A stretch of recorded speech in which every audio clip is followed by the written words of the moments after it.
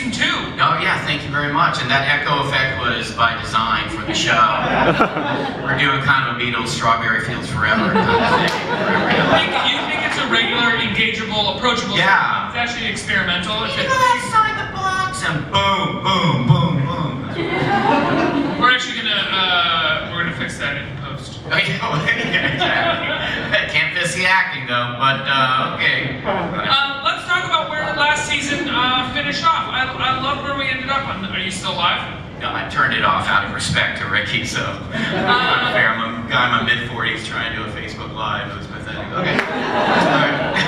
Let's talk about where you left off on last season, where your character essentially follows in the same path that you followed in your real life. I knew that the character was loosely based off of you in your life, but I didn't know you were going to sort of go down that rabbit hole as well. Yeah, no, in the season finale of last season of Dr. Ken tries stand-up comedy for the first time at the Laugh Factory, which happened in real life when I was a doctor at an HMO in LA, and that's what I did, and did well enough to get managed and kind of do it pseudo-professionally. This year we kind of addressed that head on, and as in real life, I chose to stay in medicine. I did some stand-up comedy on the side for many years, but I chose to stay in medicine. And so, you know, in following the tradition of making the show more rounded this year, as you do in all comedies, I really wanted to.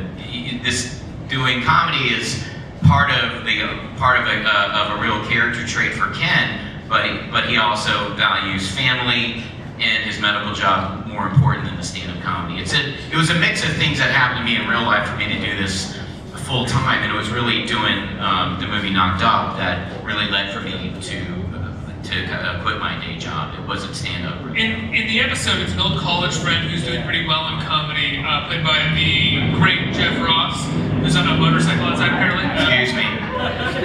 And is that how it happened for you? That it was somebody else, that he was a friend of yours from college or something that led you on stage, or did you just have sort of a natural burning urge to get on stage and perform?